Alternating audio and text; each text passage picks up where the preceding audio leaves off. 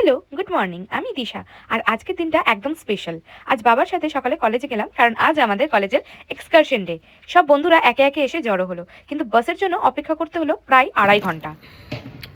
না मैं করব না। हमारे यहाँ ऐसा ही होता है। অবশেষে যখন বাস এলো তখন আর অপেক্ষার ক্লান্তি নেই। বাসে উঠেই শুরু হলো আসল মজা। নাচ, গান, চিৎকার, হাসি, ঠাট্টা। প্রায় 2.5 ঘন্টা জার্নি করার পরে অবশেষে পৌঁছে গেলাম আমাদের ডেস্টিনেশনে। মাংস দিয়ে ঘুগনি আর রাতের বেলা লুচি বা পরোটা। ওহ, নবমী তো মাংস হয়, তো দশমী তো হয়। তো ওখানে বন্ধুদের সাথে ঘোরাঘুরি, ছবি তোলা, একসাথে সময়টা বেশ ভালোই কাটছিল।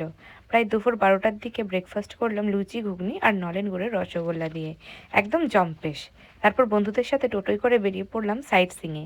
দেখলাম নানা রকমের পোড়া মাটির মন্দির। জায়গাটা হচ্ছে বিষ্ণুপুরে, যেখানে আর্কিটেকচার সত্যি নেক্সট লেভেলের। চারিদিকে এত সুন্দর কারুকার্য, চোখ একদম সরানো হয়ে যাচ্ছিল না। সাথে ছিল অনেক হ্যান্ডমেড পোড়ামাটির সভেনিয়ার, জুয়েলারি আর হোম ডেকার আইটেম। একদম ইউনিক। এরপরে আবার ফিরে এলাম লাঞ্চের জন্য। আর লাঞ্চটা ছিল একেবারে রাজকীয়। ভাত, ভেজ ডাল, আলুর চিপস, আলু পোস্ত, ভুনা চিকেন, মাটন কষা, মটর পনির, চাটনি, পাঁপড়, সন্দেশ আর সাথে ছিল পাস। এইভাবেই একটা গোটা দিন বন্ধুদের সাথে আর টিচারদের সাথে বেশ আনন্দে মজায় কেটে গেল। এই স্মৃতিগুলো অনেক দিন মনে থাকবে। আবার খুব তাড়াতাড়ি দেখা হবে নতুন একটা ভিডিওতে। ততক্ষণ টাটা।